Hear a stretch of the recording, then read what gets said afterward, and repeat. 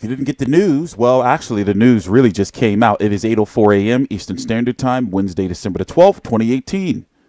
And over in the UK, it's 1:04, December the 12th, 2018.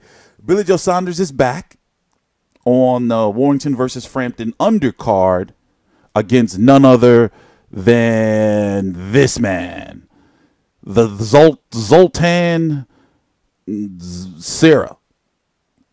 32-17-1 with 22 KOs.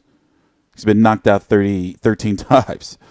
I was going to say 30. He's been knocked out 13 times, and even in his box rec picture, he's beat up.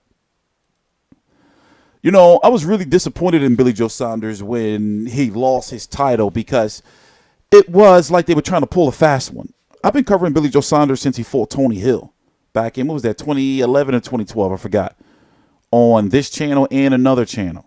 I've been covering him for years. So I've seen the rise from when he went on to fight Chris Eubank Jr., that was the domestic rival at the time, and then he went on to fight for a world championship against Andy Lee, then lost a whole lot of momentum, had that horrible fight in that Leisure Center, or what we know as over here in the States, a YMCA, and just put on a shit performance. He was very honest, though.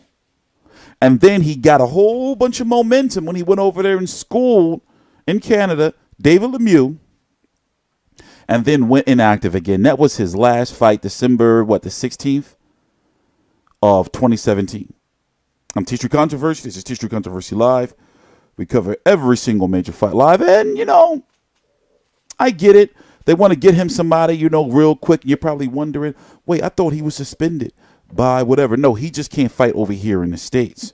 And he can't be ranked for a title, basically, by anybody, definitely by the WBO for, what is it, 6 months or a year? I forgot.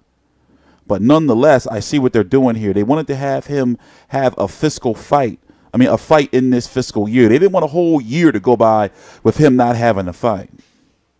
That's the reason why he took the fight as a champion against David Lemieux over in Canada, because he said that if he didn't take that fight, even though he had fought Willie Monroe in September, if he said he didn't take that fight in December, then the fight would have had to take place this year. And knowing him, who knows if it would have happened or not.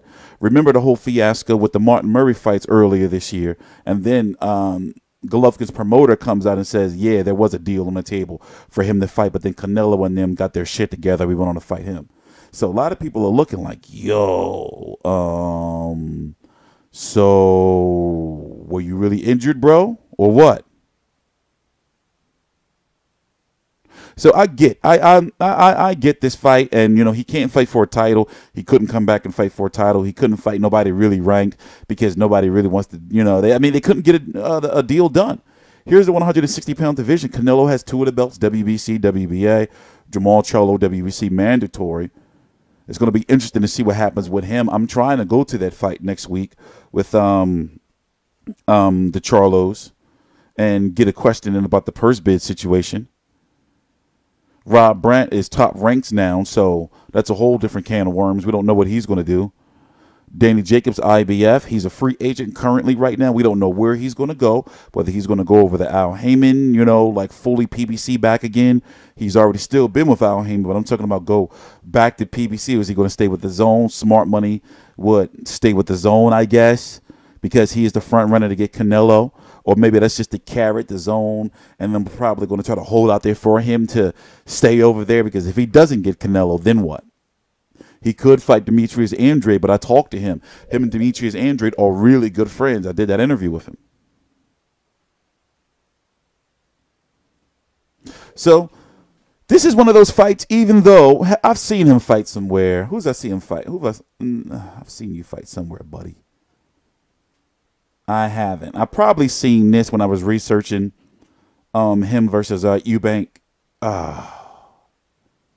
Caleb Plant, he got knocked out. Okay. So basically what this means is I got to do an official Saunders versus Sera fight week preview and go watch some footage on this guy. Even, you know, it's part of the job, man. Please subscribe. I'm TstreeT Controversy. This is TstreeT Controversy Live.